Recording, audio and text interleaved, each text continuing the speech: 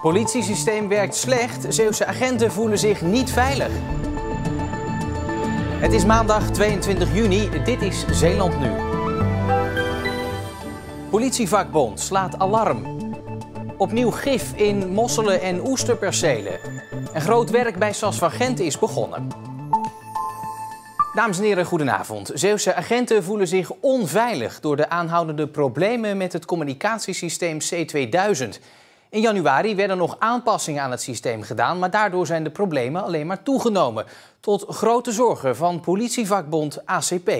Politiemensen voelen zich onveilig. U moet zich voorstellen dat een verbindingsnetwerk is de lifeline voor politiemensen. Politiemensen zijn vaak met z'n tweeën, soms ook alleen. En als er iets gebeurt waardoor zij met spoed hulp nodig hebben, zijn zij echt afhankelijk van hun portofoon. En als dat niet goed werkt en onbetrouwbaar is, dan doet dat iets met het veiligheidsgevoel en ook met de manier waarop zij hun werk op straat moeten doen.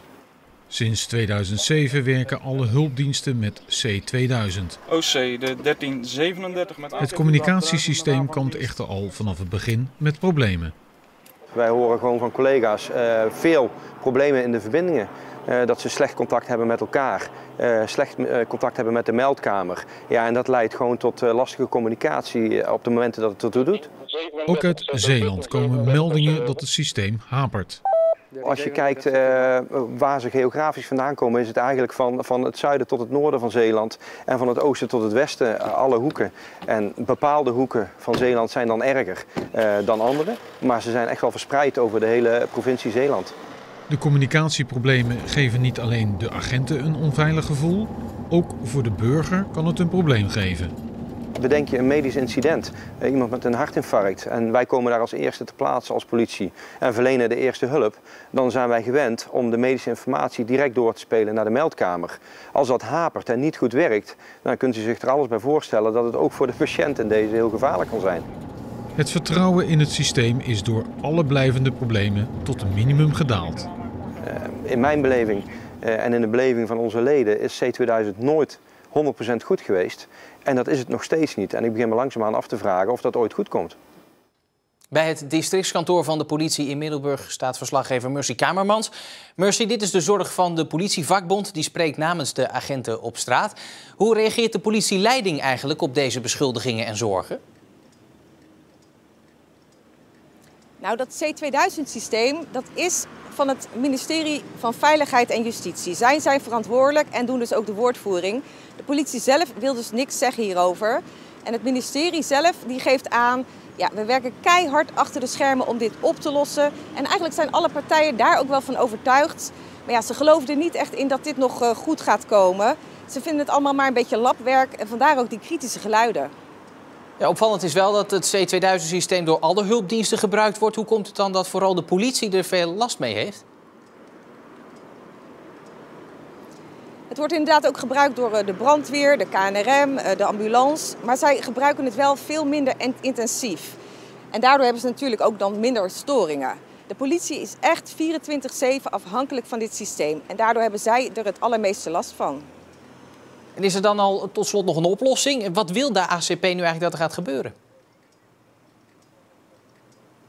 Ja, volgens de politievakbond is er maar één oplossing en dat is gewoon een heel nieuw systeem. Ze hebben er gewoon geen vertrouwen meer in dat dit ooit nog goed gaat komen. Mercy Kamermans, dankjewel. Op meerdere Zeeuwse mossel- en oesterpercelen is de giftige stof TTX aangetroffen. Het gaat om gebieden in het oosten van de Oosterschelde en de Grevelingen. Schelpdieren van die percelen mogen voorlopig van de Nederlandse Voedsel- en Warenautoriteit niet verhandeld worden. En mosselen en oesters van omliggende percelen moeten eerst getest worden voordat ze in de handel komen. Daardoor is de kans klein dat besmette schelpdieren daadwerkelijk ook worden verkocht. In 2016 had vooral de mosselsector veel last van TTX. De schade werd toen geschat op 10 miljoen euro. Het is vandaag precies een jaar geleden dat in een weiland aan de Antonikade bij Westdorpen een onbekende dode vrouw werd gevonden. Naakt en om het leven gebracht met een vuurwapen. Inmiddels is de vrouw begraven, maar tast de politie nog steeds in het duister over haar dood en wie ze is. Wel komen bij de politie en bij justitie nog wekelijks tips binnen en blijft men hopen op een oplossing van de zaak.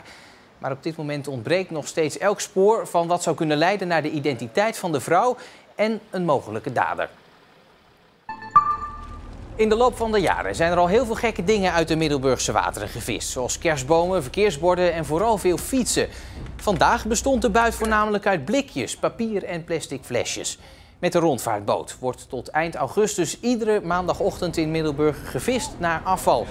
De initiatiefnemers hopen dat mensen door deze actie beseffen dat afval in de prullenbak hoort en niet in het water.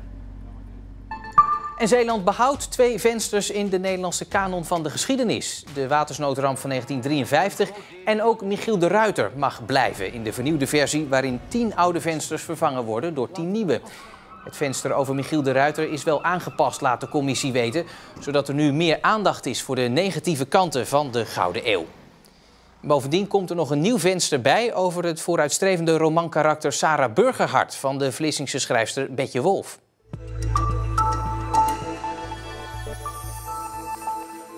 Het grote werk aan de Westkade in Sas van Gent is begonnen. De weg is al bijna 1,5 jaar dicht omdat de weg dreigde te verzakken of te verschuiven.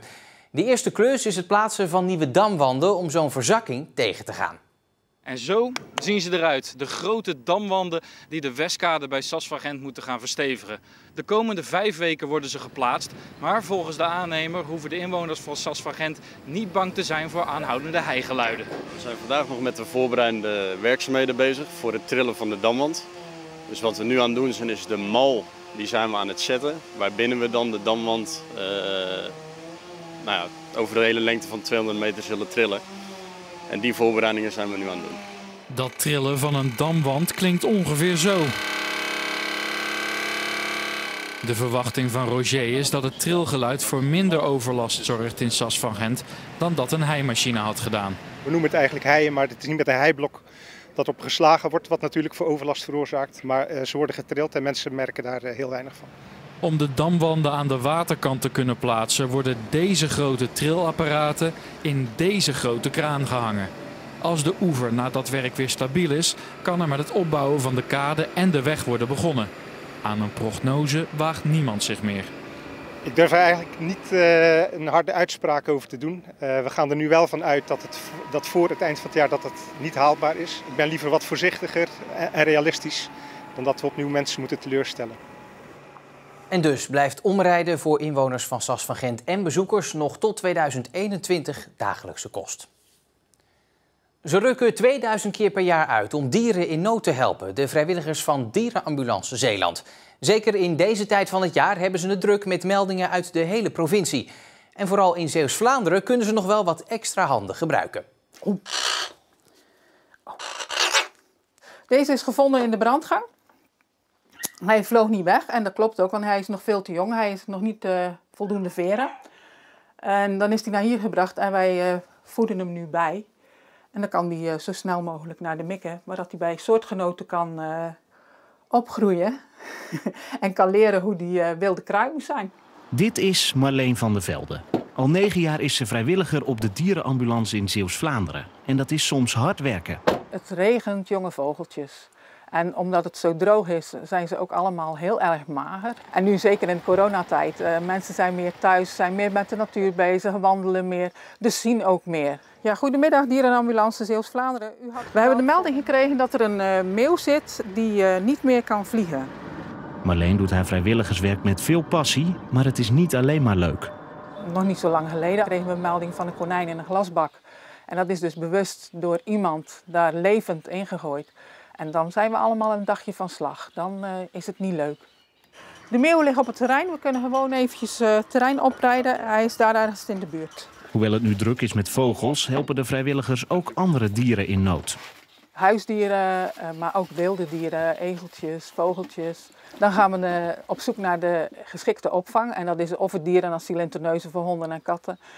In het wild levende dieren gaan naar het doorgeefadres van de mikken hier in Zeeuws-Vlaanderen. Dat is in de hoek. Voor geiten, schapen en koeien, daar is geen opvang voor. Dat moet dan via de meldkamer geregeld worden, maar dat lossen we dan op die manier op. De dierenambulance Zeeuws-Vlaanderen is 24 uur per dag inzetbaar. Maar met de huidige bezetting is dat soms lastig te bolwerken. Nieuwe vrijwilligers zijn dus van harte welkom. Heel hoog zijn de eisen niet. Dierenliefde en een gezonde dosis gezond verstand en al het andere wordt je aangeleerd. Na een lange zoektocht werd geen meeuw aangetroffen die niet kon vliegen. We laten nu de meldkamer weten dat het helaas een vergeefse actie was. En keren we nu terug naar het kantoor. Ook dit hoort bij het werk op de dierenambulance, maar Marleen laat zich door niets ontmoedigen. Het verschil kunnen maken voor de dieren en soms ook voor de baasjes.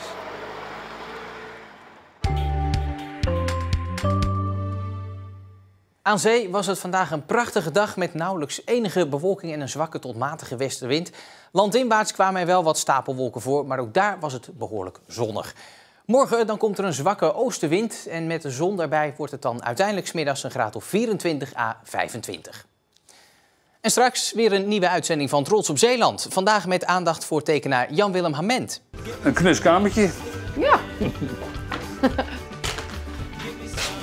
Is dat je werkplek? Dat is mijn werkplek. Klein werkplekje. Hier teken ik en een beetje het grove werk. Ik werk met mijn opdracht af. Hoe dat precies allemaal zit, dat dus straks, gevolgd door het uitgebreide weerbericht van Jules Gernaert. En ik wens u alvast een hele fijne maandagavond.